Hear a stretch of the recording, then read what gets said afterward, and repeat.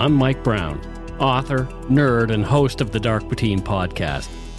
Join me and Morgan Knudsen, author, paranormal researcher, and host of the TV shows Paranormal 911 and Haunted Hospitals, as we take you on a journey for the curious about the unseen, the mysterious, and the incredible things happening in the world about us. Welcome to Supernatural Circumstances. This is part 2 of 2 in our coverage of the Wendigo phenomena.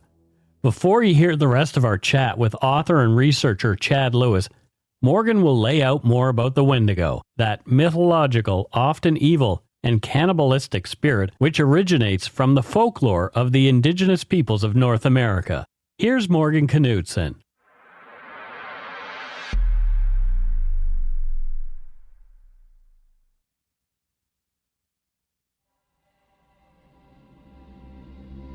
The more fear one has of anything, the more a vibrational match to the thing that they fear they are. Help your child discover that if she makes things that are potentially frightening to her a non-issue, then they don't bother her. Abraham Hicks, 2001.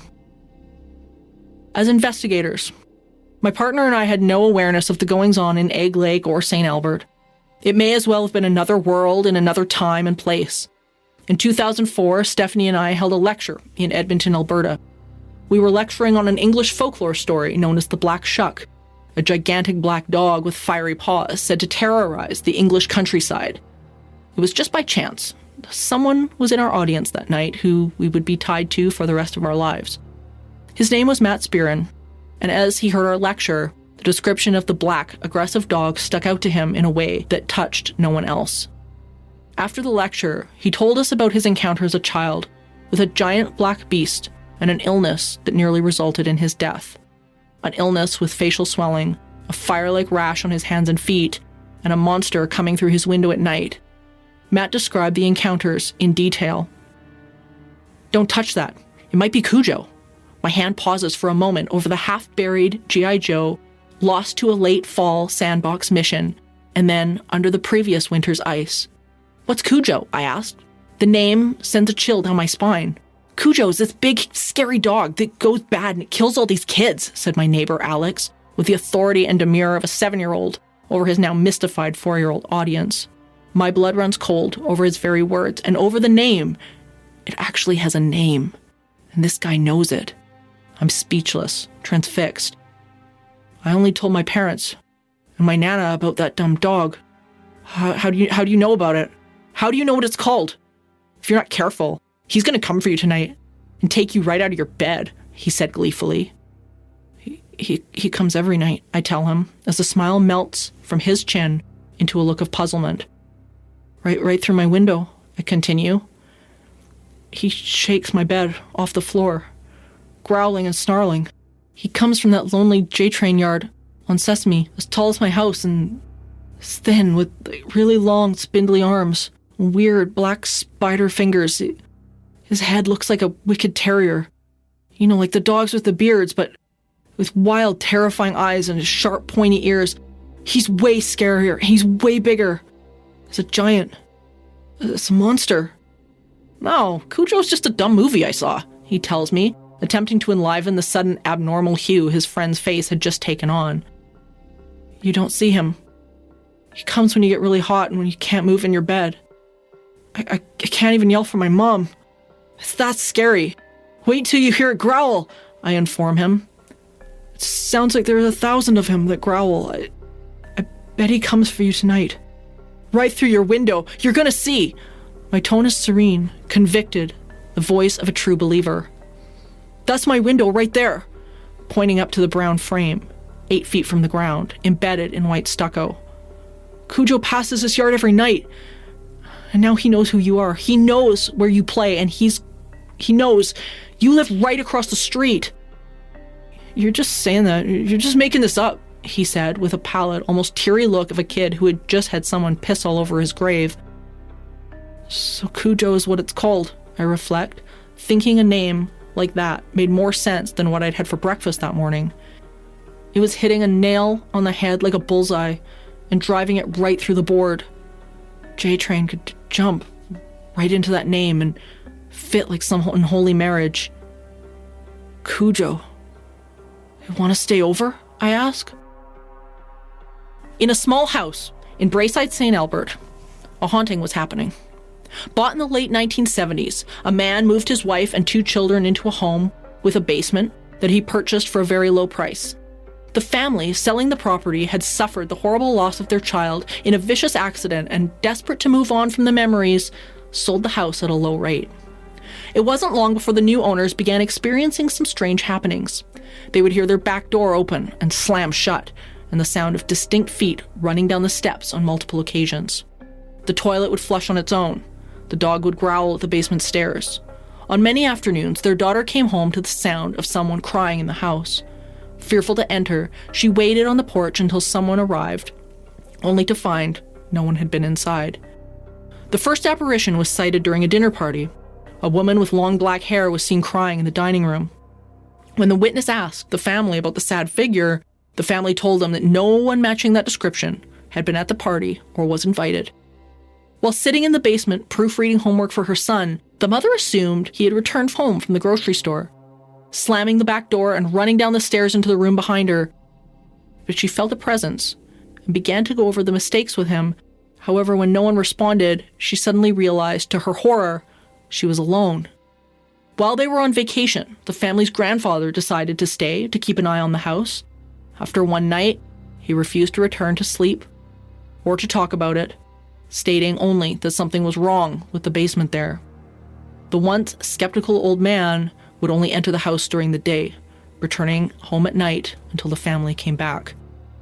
One afternoon, during a visit from their nephew, Matt, another strange incident occurred.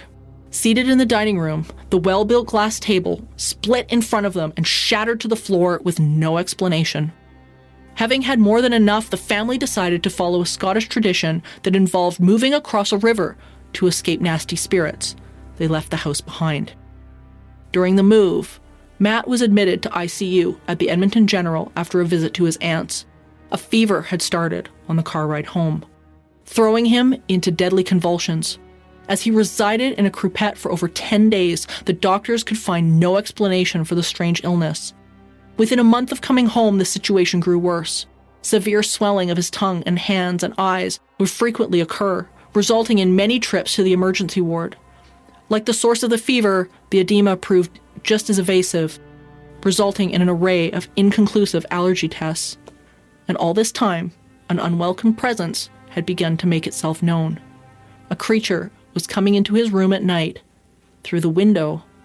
The red curtains would part by themselves, the blind would shoot to the roof, and then it would attack. An anthropomorphic dog-like monster, tall, frail, but incredibly strong, with dark, patchy, wool-like fur.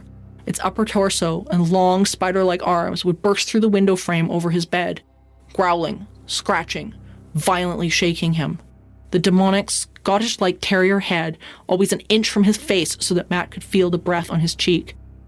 The attacks became so frequent that when it didn't show one Christmas Eve, he was elated. His parents were worried. Their son repeatedly came to them with stories of terrifying encounters, and all they could do was reassure him that it must be a frightening nightmare. Nonetheless, the attacks continued. His mother, concerned for her son's well-being, began guarding his room at night, marking her papers beside his door so that he could fall asleep in peace. She moved a little further down the hall each night in hopes of weaning him off the fear. His father tried vigorously to rationalize the encounters and bring some calm to his family's obvious distress, but the solutions were never permanent. Night after night, Matt's childhood disappeared into endless hours of fear and terror. With no end in sight and no understanding of what the horror actually was, could his parents be right? Was this werewolf-like monster the result of a dream? During one encounter, Matt made physical contact with the entity, kicking it hard in the face. It reacted strongly and disappeared back out the locked bedroom window as if slipping through a veil of air. One evening, things took a turn no one was anticipating. Matt awoke to discover a new apparition, small with gaunt, round, terrifying eyes. No bigger than a house cat, it was perched on unearthly feet at the end of his bed, beneath the curtains. The encounter seemed to surprise them both, and the rage of the face of the creature was something that still sticks with Matt to this day. And he describes, "At the foot of my bed, beneath the curtains, stood a tiny woman. I will never forget that image, forever remembering that moment, feeling the shock resonate into my core, like being punched from inside my ribcage. No dream, no sleep, no darkness, just alive, senses ablaze to the light above and temporal lobes attuned to the horror of the thing below. She appeared unaware of my gaze as she scanned the room. An ethereal moment about her tiny shoulders, grapefruit-sized head, distant and listening. No more than 2 feet tall, the face and constitution akin to First Nations folklore, long, black, wild hair about the crown, and her complexion and gaze the color of death. I watched the brown body, closed in unusual rings, foreign but familiar, like a flight suit, faded into banded burial wrappings, or something like a Baroque clown attire. Far away through time, tattered and malignant, the image made me feel sick. I glanced quickly at her feet, and something between terror and amazement gripped me. 3 taloned toes, like misshapen starfish, adorned the bottoms of her legs. Carefully attuned to the eerie sway of her body atop my mattress, she was taking long, heavy breaths, drawing air into a set of lungs that couldn't be larger than halved apricots. Long draws, deep, unaccustomed, an atypical mixture. This wasn't her usual playground. I gasped in terror, and the sound traveled like a knock at the door. She saw me, and for that moment, those ancient pupil-filled eyes beheld me, pulling me through some pin-sized black hole. For a second, she saw who I was, and then she charged. The movement display was analog. Something in the shimmer reminded me of film, like a hologram, a halo. It seemed to bend light as she moved, but only the warm components, hitting beats in the mobility spectrum that no human ever could. In mere seconds, she was upon me, and I could feel her revolting breath against my lips. From within, a hiss uncoiled itself like a snake, revealing fangs, canines and incisors jutting from a wicked effigy that was her skull. The face, a sickly, jaundiced flesh, to pink, swollen protuberances on her forehead and cheek. She bore pure hatred there, unfiltered, unabated, and with those eyes, black oil pools, flaring red to some invisible spectral candle in front of them. A piece of innocence died forever then. And there, as she struck the palm of my hand beside my face, I recoiled in terror at the blow, watching the swinging appendage, her hand, a weird chimera of a badger's claw and a pig-like hoof. And then, with a cornered black cat growl, she turned and fled into the night, back towards whatever sanctity the window world provide, back to that unholy altar above my bed. I watched her legs bound out from the sides as she ran, propelling at the hip, and terror filled me in 1 second like a sea of confusion. As she leapt up to the frame behind the curtain, the light responded to the spectrum flare as her body became a living film, projecting the ultimate perversion. I watched the familiar brown diamond ringed pattern shimmer across the surface, covering something hard, rust brown, the sense of time, some lobster-like exoskeleton beneath. And then, she was gone. She was gone. And the pain in my hand remained, like the lingering taste of oil. I was wide awake. Matt's head was spinning with questions. What was this bizarre new creature? Was it related to the dog monster that came at night? He had no idea. But it was only one of many puzzle pieces that had begun to unfold. A series of bizarre images and events that would not even begin to make sense for decades. Eventually, these things were filed into a pile of bizarre encounters in his head that Matt simply could not understand. Eventually, the encounter seemed to stop. The family had made an energetic stand. A victim will get a restraining order as a peaceful measure, but an abuser will see it as an act of war. A year and a half later, Matt returned to St. Albert. His family decided to go for a walk, which led them up the hill to a historical building, the oldest standing wood building in Alberta, and through a beautiful cemetery. The aged structure, which stood next to a lovely old church, was a mission. It stood just meters from its original location on the land, and it was well maintained. Matt's aunt's home in Braeside was barely a drive down the road, beside the Sturgeon River. They walked through the cemetery. Not one of them had any clue of the history upon which they now tread. They had no idea that Swiftrunner had once walked the river's edge after murdering his entire family, banging on the door of the mission that they were now visiting. They had no idea that it was there that Swiftrunner lied to the missionaries who helped him, that he had just murdered his last child and he was now fat with the meat of his entire family. They had no idea that Swiftrunner awoke here, night after night, screaming that the Wendigo, the evil spirit that devours, was violently attacking him every night in his sleep. Matt was older now and had not seen the beast at his window for over a year. Big kids didn't have nightmares. He was past all that. The family had supper at a local fast food restaurant and went home, but Matt's night was far from over. Matt explained the following. The heat had compelled him on a return from the mission grounds, pulling him up from the gravestones on the rising of the storm waves. For a moment, I watched his true form outside, through older eyes, as if the color of the moon had stumbled there, and then he burst through the frame with the lightning of wild horses and with a swelling of a storm cloud rise. The attack was upon me like a pack of wild dogs. We wrestled to daybreak, a violent rocking fury that seemed to set the room ablaze.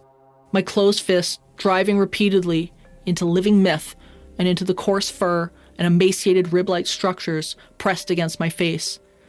He fought from above, writhing and shivering in some orgy of terror, the demonic sounds bouncing back and forth across the surfaces like music.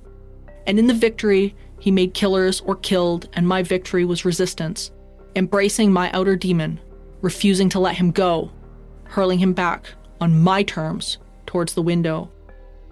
In my mind, and through my pain, I part the storm before me, like curtains to the rays of golden sunrise, endless white, forever light, poplar fluff at ease, and the weightless to the raging hail surrounding it. The Wendigo did not raise its head again until Matt was in his 30s. By then, we had known each other for over a decade and had been developing Entity Seeker, paranormal research and teachings to its fullest potential for quite a few years. Being asked for speaking engagements, investigating cases, and gracing stages and television screens across Canada. One night, while listening to a podcast on native mythos, the word Wendigo fell on his ears. The tale of Swiftrunner was being discussed, and names and dates became the main topic of conversation. St. Albert, the mission, attacks at night by dog-like beasts, facial swelling, a fever, red rashes on the hands and feet, and the location of Swiftrunner's crime scene, Egg Lake. His mind began replaying the visions of his childhood, and the Easter egg images flooded back to him. It was not long into investigating the new information before his father gave him a startling revelation. His grandmother was born in Legal, a short distance up the road from Lake Manawan, or the place of the eggs, formerly known as Egg Lake. Swiftrunner's home and the site of the gruesome slaughter of his family. It was a connection that neither of us expected. Wendigo, or the case of Swiftrunner, had not been prevalent in our investigations. Although both of us had heard the tale, when and where it took place wasn't something of which we had ever taken note. To realize it was something that happened within a 20-minute drive from us was a bit of a shock, to say the least. We were on the doorstep of one of the greatest crimes in Alberta history, and we had no idea. Matt and I began an in-depth look into his own encounters and other accounts of similar attacks. Some pieces made sense, others were missing. If these weren't nightmares, what were they? What was the strange, rageful entity at the end of his bed? Interestingly, people who have come close to death often experience a flood of psi or paranormal activity close to the incident. It can last for days afterwards or even a lifetime. Did the fever that racked Matt's small body influence his ability to receive information far beyond his understanding? We realized that something incredible had taken place here, and there were lessons to be learned. This was not a case about a specific photo or recording. It was an example of energetic warfare and the importance of two things: a family staying united and the necessity of empowering our children. Bizarre dreams involving the Sturgeon River opened up a series of new questions. Matt reported a vivid recollection in which he saw 3 distinct wooden poles near the river on a notably hot autumn night. The first he described as a pine shaved of bark and sporting inked in blood across the face. The second was a familiar shape, but it hung on an Arabian-style lamp, seemingly made from glass in the shape of a terrier head, identical to the Wendigo face that he saw coming through his window as a child. On the third was painted a glyph of the full-bodied Wendigo in white. All 3 poles stood side by side, like a disheveled fence. Historically, totem poles like this were placed in locations where the Wendigo is believed to have presented itself. They were designed in native culture to protect the living from the dog-like terror during long, dark winters. These events sparked a journey to where things began, or perhaps ended. The notorious gallows, where Swiftrunner took his last breath and finally left the Wendigo behind. We drove out to Fort Saskatchewan on a chilly Alberta winter day, and there was an anticipation that was palpable between both of us. The investigator in me brought a video camera, and it was running and recording about 95% of the visit. If I had learned anything from 20 years of cases, it's that no one is fast enough to reach for a camera when most anomalies happen. Your gear is either running or it isn't, and you either catch it or you don't. The original location had been torn down, with just the gates of Swiftrunner's prison standing as a monument to the history that took place there. Walking through the wooden poles, Matt noticed they depicted a striking resemblance to the pillars in his dreams. This was the first time either of us had been there. Upon exiting the western gate, the place where the body was buried in the snow after the hanging, we came upon a large boulder marked with ash, graffiti and glyphs drawn in the spirit of a First Nations folklore, the head of a raven with a strong, resilient profile facing the morning sunrise. These marked the location of Swiftrunner's final resting place, leaving us with a truly haunting image of the events that preceded us.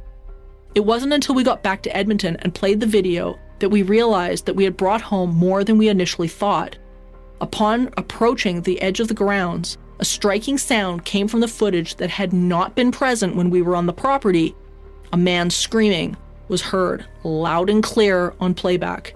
We still cannot account for its source. As of early 2020, this journey for us was still unfolding, and its mysteries are bringing more questions than answers. However, I have to say, I wouldn't trade this pilgrimage for anything.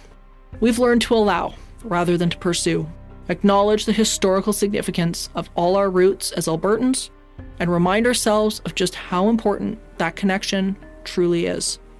The name Entity Seeker, the name of our company and philosophy, was inspired by a very powerful phrase. At the end of seeking, all is consciousness. This story for us has been and continues to be a visible expression of that mantra. Wow. Thanks to Matt for allowing Morgan to share a few of his dark and unsettling experiences of what might have been Wendigo. Here's part 2 of our conversation with Wendigo expert, author, and researcher, Chad Lewis.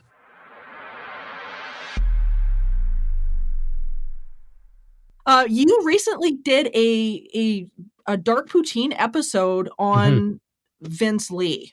Yeah. And it's been debated over the years. I personally am not attached to the idea that this had anything to do with Wendigo at all.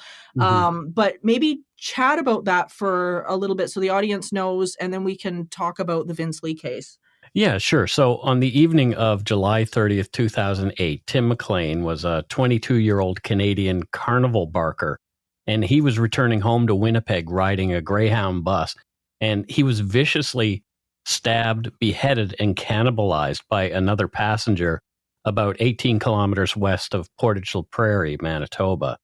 So after arriving on scene, RCMP watched for hours as the perpetrator, a man named Vince Lee, 40-year-old, desecrated Tim's body inside the bus after the driver and remaining passengers had fled, and they were powerless to stop the man's frenzy. They couldn't get through to him. They tried to talk to him, and there was no go. Less than a year later, Vince Lee was found not criminally responsible, or NCR here in Canada, for Tim McLean's slaying, but he was held in a Manitoba psychiatric institution from which he was released just over 6 years later. Yeah, and Nathan Carlson, he had written an article for, I believe it, I don't think it was the Edmonton Journal, but it was a news, Chad, you'd know, one of the newspapers, that Vince Lee had in his hand within days of that killing happening, and I know Nathan Carlson has expressed before in interviews and things like that he feels like that was the precursor to this going on. What's your opinion on all of that? I think it's very difficult to analyze the case from a distance. Where is it possible that Mr. Lee read this article that Nathan Carlson wrote and it put something in his mind or opened him up for an attack by the Wendigo? Certainly possible.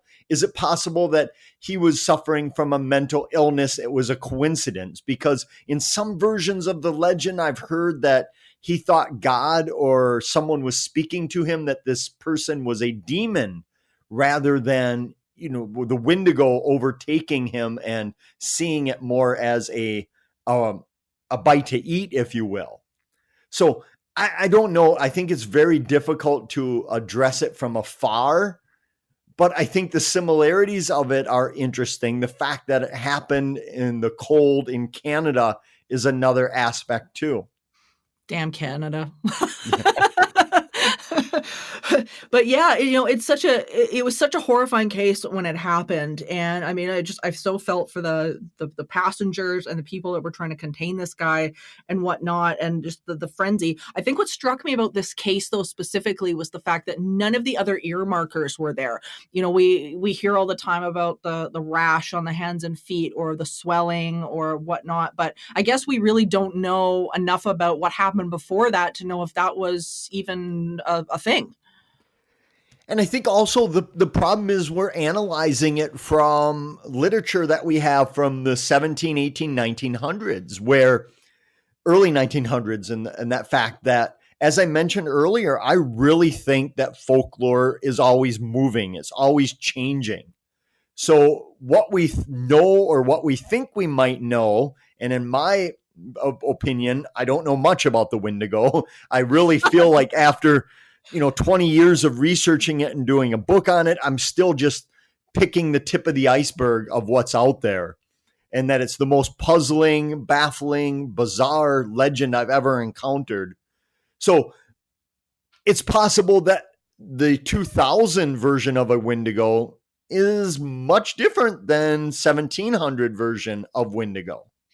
That is such a good point, that if it is an entity of some sort, that it is evolving because thoughts are being added to it. And what would be in support of that argument as well is the fact that we are getting new descriptions. Like we just talked about the amalgamation with the werewolf legend, and now some people I know that I've spoken to have seen it with the emaciated body with kind of a dog type head, where if you are adding thought to a thought form that's in existence and is thinking and breathing and living and whatnot, it would make sense that that thought form is going to become more. I think it is shifting. And if any of your listeners today Google Wendigo, most likely the depiction they'll see is some giant, almost half gray alien almost. Yeah. I mean, they have these giant antlers or horns on them. They might have an elk or a moose face with them, which, the earliest literature did not depict them in that way. But today it does, where, again, who am I to say that maybe that's not the way it appears to people now? And again, assuming that it's really there in flesh and blood, that it's not there in some other capacity.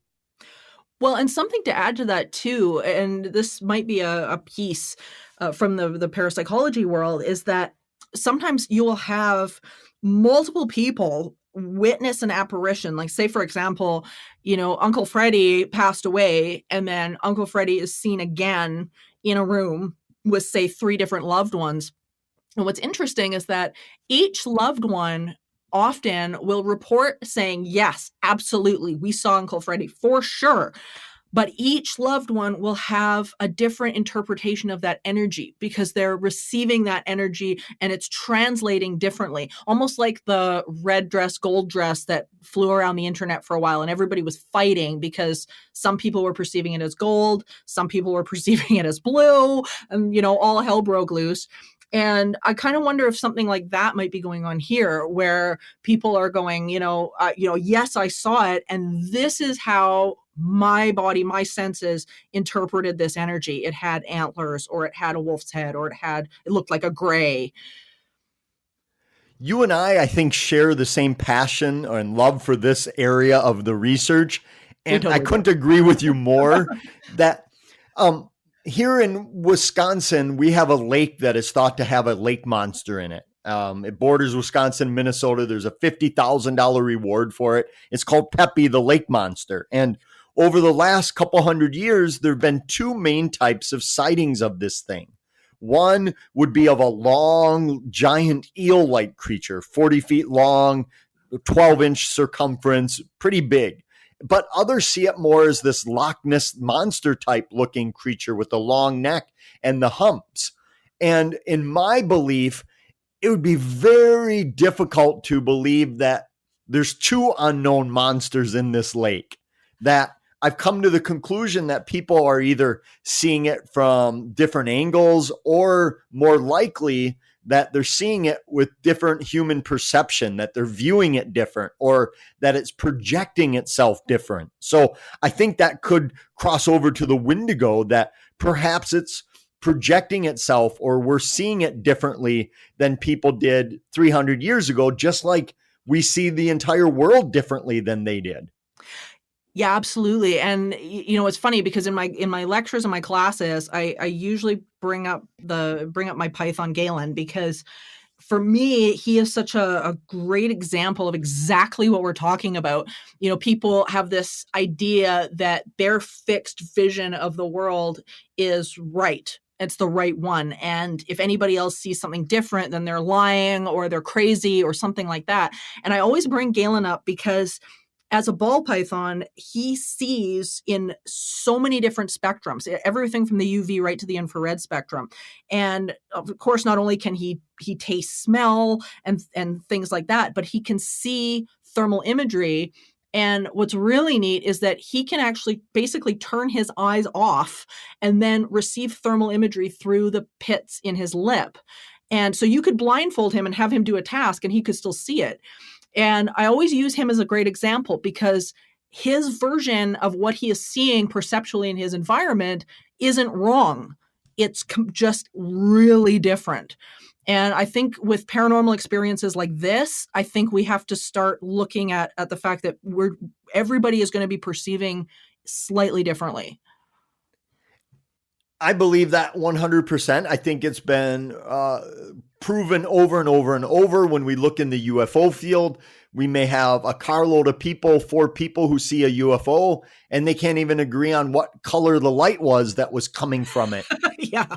Because they were seeing it in different, perceptions of it. So I think that's, for me, it's kind of a proven point at this point that when you talk to people, you're getting their version of events, may not necessarily be your version or somebody else's version. Yeah. And, and I think a great example of this is, speaking of versions of stories, of course, is the story that's talked about in relation to this the most, which is Swift Runner. I was just going to mention that. I really, really want to talk about Swift Runner. You ask away, Mike. Go ahead. I'm taking up your space. Go ahead. So a little background for people who aren't aware of Swift Runner. He was a well-respected Cree hunter and trapper outside Edmonton in the 1800s. And in the 1870s, his family, as were many others, began to go hungry. Swift Runner turned to alcohol to drown his frustrations, and his personality quickly changed. He also began speaking of encountering Wendigo, an evil cannibalistic spirit that was taunting him. And eventually, he went on to believe that he had become Wendigo. It is probably one of the creepiest cases, I think.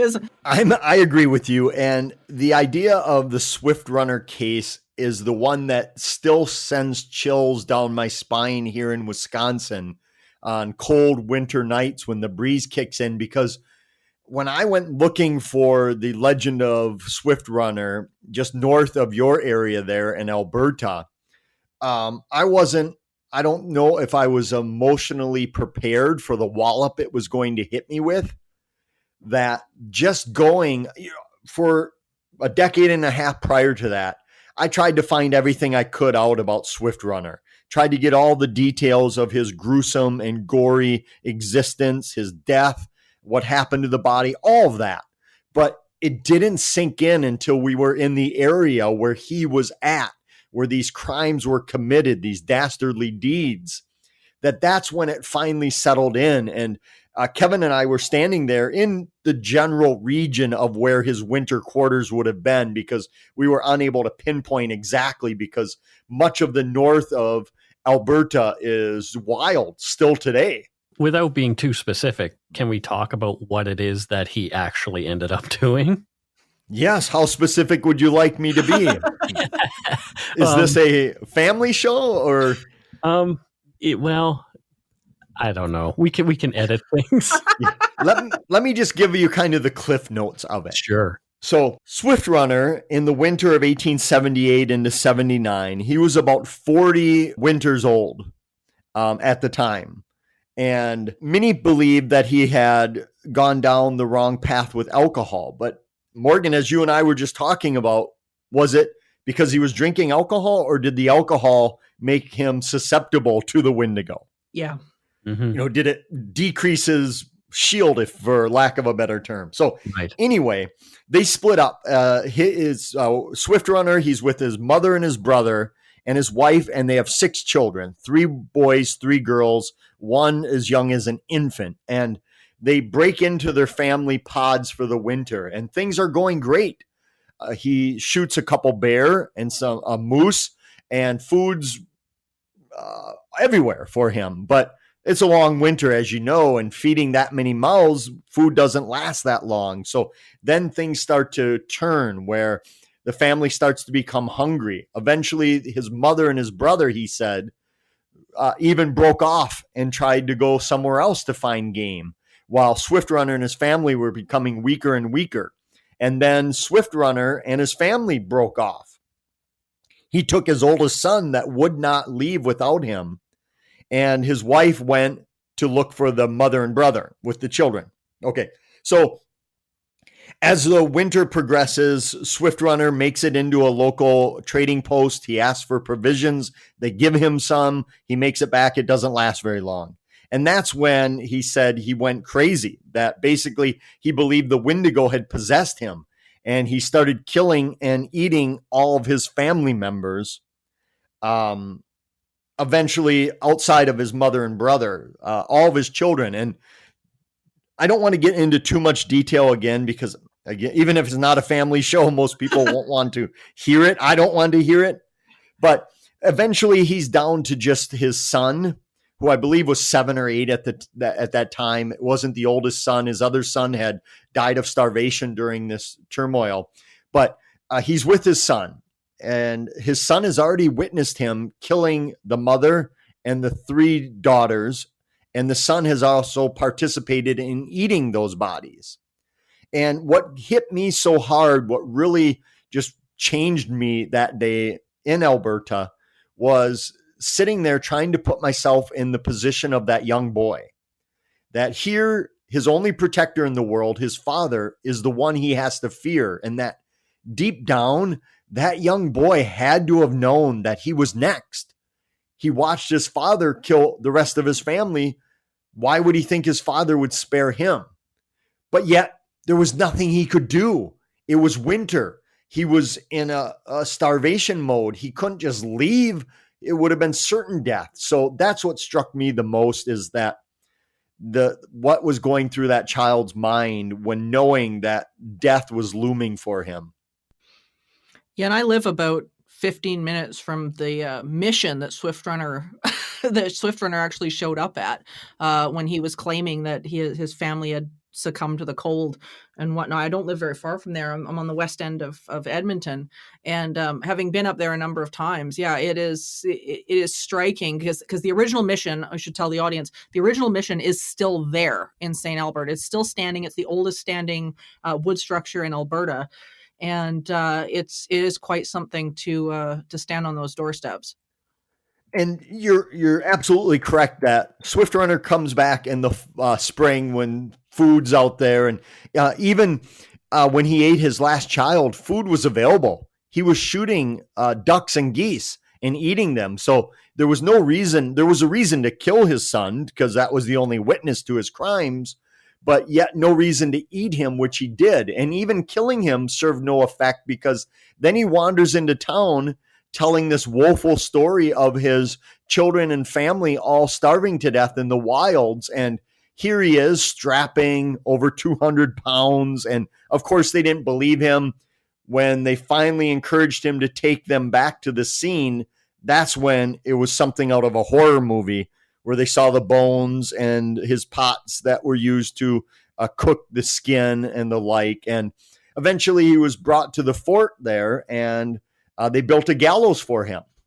He went to court. He was found guilty, and he couldn't believe he was going to be tried and convicted for this because he said, I didn't hurt anyone else's children. I just hurt my own.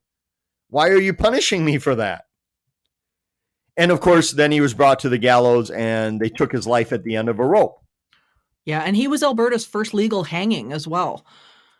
Yeah, the funny thing is it was almost a comedy. If it wasn't so gruesome and sinister, you could see this as a comedy of sorts where they built the gallows, but it was so cold and hundreds of people had gathered to see this because, as you said, it was the first legitimate hanging, that they were so cold they tore down the gallows and used the wood for firewood to stay warm. Yeah, I remember even when I was looking into the prison that they held Swift Runner in was in Fort Saskatchewan, and they had reports and journals from the guards. And I remember reading that the one guard was reporting that they were hearing him scream bloody murder in his cell, that the Wendigo was coming through his window or the cell window and trying to attack him. Now, I'm assuming you guys probably got a chance to stand in these cells as well. But Mike, let me tell you, these little cells are maybe 4 feet by 2 to 3 feet.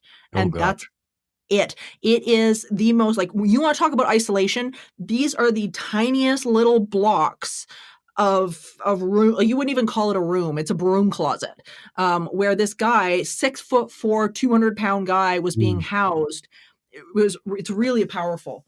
It's cruel, even, regardless of what they've done. It's kind of cruel.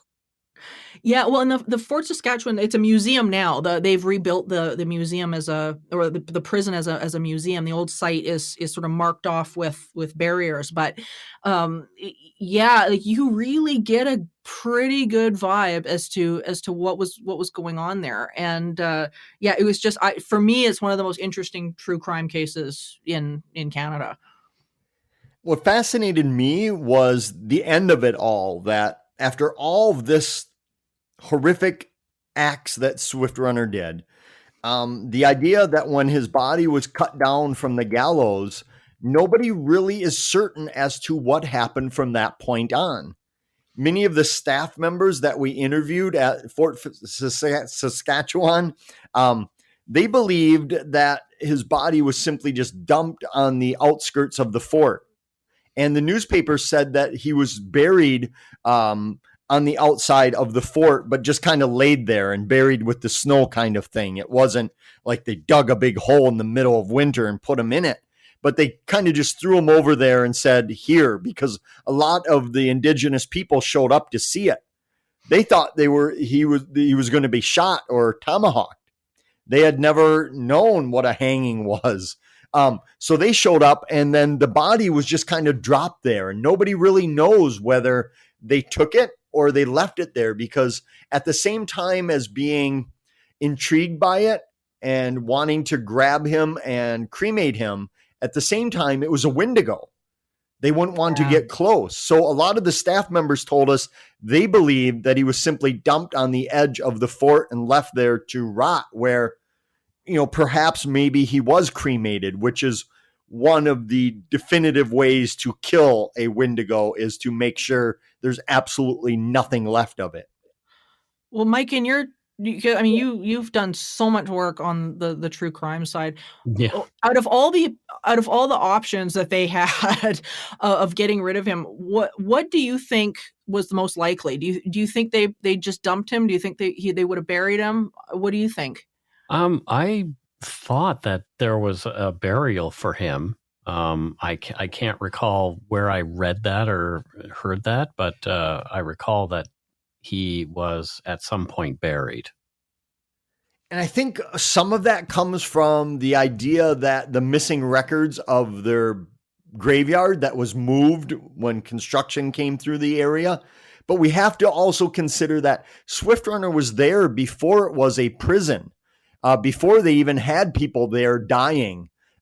So he would have predated by some amount of years their actual burial ground. So I don't know. And I think that's the most fascinating part, is that did they bury him? Did they torch him? What would have happened? And the idea that no newspaper covered it is a little odd in my estimation, because they certainly covered it in great detail prior to that. Why wouldn't they have finished the story? But who knows? Yeah, it's interesting that it just sort of ends there, because typically there will be a grave, even if it's unmarked, there will be some sort of mention in it that such and such prisoner was buried in a grave at this particular cemetery nearby the prison, but there wasn't anything like that. Also, we have to consider that many of the staff members, when we were there, told us that when people who are open to this sort of thing, whether they're psychic, intuitive, what be it, they feel when they're at the fort, the recreation, that they get a sense that he's there, that his spirit is still there. They can pick up on the sorrow and the dread that is there, and which would lead some credibility to the fact that maybe he was buried on the property, or that his spirit is somehow attached to it. But most people that tell the tour guides say that it's not a pleasant experience, that it's not something they like picking up on, and that it's a dark type spirit, which would be very fitting for Swift Runner.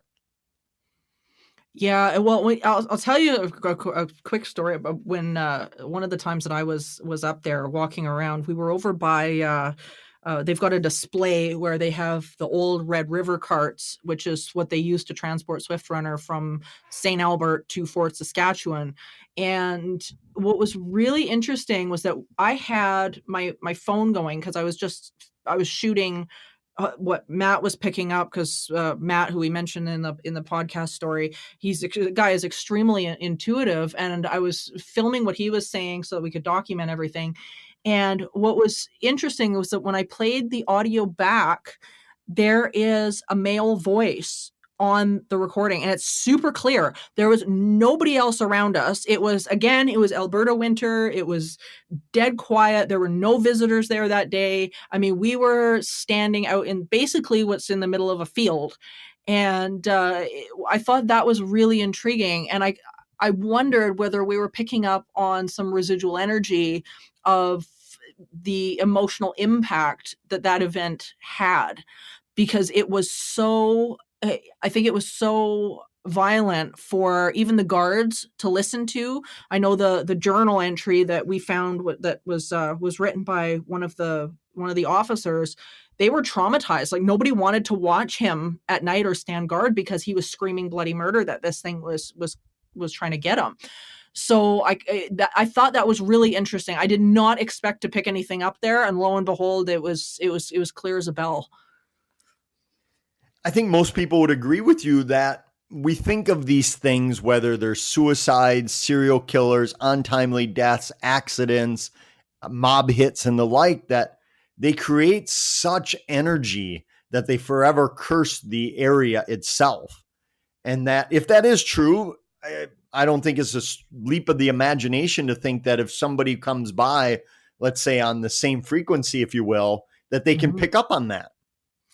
Yeah, and it was striking to me that there was something there, because this was also on the original site of the museum or the prison itself, not the replica, which is kind of stationed beside the original spot. So I thought that was really, really, really very interesting, and something I just didn't expect. But we have our last 4 minutes. with you. So Chad, I want to give the floor to you and tell the audience what you're up to next, where they can find you. I know you're speaking all the time. It's crazy. Your schedule is amazing. But tell them like what you're up to, where they can find you, and give them the scoop. First of all, let me say, I think we did a terrific job. We covered about 10% of the Wendigo in an hour, which is good Lord. Amazingly good. As like I said, and Morgan, you and I have talked about this off of the air, is just how complex and huge this legend is. Yeah. And I want to spend the last minute I have, rather than, any of my websites, and that was one of the biggest things that scared Kevin and I about this book, is that there were many times in the past we would start it and think we need to do a book on the Wendigo, and we'd start traveling and then writing, and then we'd say, nope, we can't do it. It's just too big. There's no way we could accurately sum it up any form. And then a few years later, it would hit us again. The Wendigo would call out to us, figuratively, of course. And so I think I was joking a little bit about 10% in 1 hour, but I think we've done a pretty good job. I agree. Me 3. Yay! Excellent. No, this has been wonderful, and as I can't tell the audience enough about this book, because if you want to really get into this it's really the book to get. It's Wendigo Lore: Monsters, Myths, and Madness by Chad Lewis and Kevin Lee Nelson. And I can't recommend it enough, because it's so comprehensive and it's so well thought out. And so thank you so much for not only just coming on and spending the time with us, but for being our first guest. Yes, thank you for the honor. So much fun. And again, I love talking about this legend. I think it was my 25th book in the supernatural field, and that if I'm ever remembered for anything during my time in this field, that I hope the Wendigo research is up there for what survives when I do not. 25th book? I just had mine published, my first book. And it was like, oh my gosh, 2 years of grueling work. Well, you're on the path now. Yeah, I guess so. You can't go back. Oh, help. You're cursed now. Thank you so much, Chad. That was awesome. Thanks. Keep an eye out. Thanks, Chad.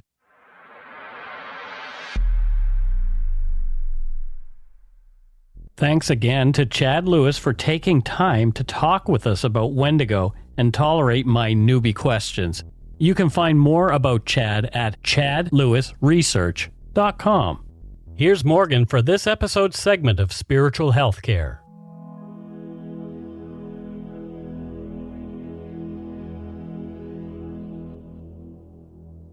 In this episode's edition of Spiritual Healthcare, the segment of the show where you get to be the creator and designer of your paranormal and spiritual experience, we're going to tell you about a process called scripting. Have you ever really thought about the life you want, or an experience that you want, without thinking, yeah, but, or this is just wishful thinking because remember when we would play that game as children, make believe, and then at some point we were told, well, that's stupid, you're too old for that now.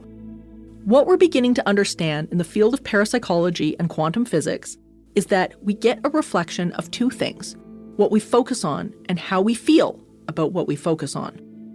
One of the most powerful processes that I've used in my life is called scripting. Take your journal or a piece of paper, find a comfortable spot, and begin to write down what you really want to experience. Let it rip. Nothing is too big or too small. It seems a bit like lip service, and you're going to find yourself doubting what you're writing down. Believe me when I say all your yeah buts will start coming to the surface, and maybe even fear of judgment from others. But this exercise is for you. So when those thoughts come up, just let them go gently. When you're writing it down, instead of saying, I wish I had, or it would be nice to have, use language like, I have, or it feels so good now that. Finding the feeling of what you're writing down, and as the positive momentum starts to grow, it will go from generalizations to specifics. Don't get into specifics when you're in doubt, because you'll end up talking yourself out of your dream. Now, when you go about your day, spend time thinking about or finding the feeling of having it now. Take it out of future tense. If you were living how you imagined, how would you be feeling in this moment? Practice it as often as you can, and while it may feel like make-believe at first, you'll soon be amazed at what begins to pop into your physical experience, as what you want begins to take shape right before your eyes. As long as you don't hold yourself apart from it in doubt or in negative thinking, you'll begin to see the unexpected. And remember, at the end of seeking, all is consciousness. Stay in peace, everyone.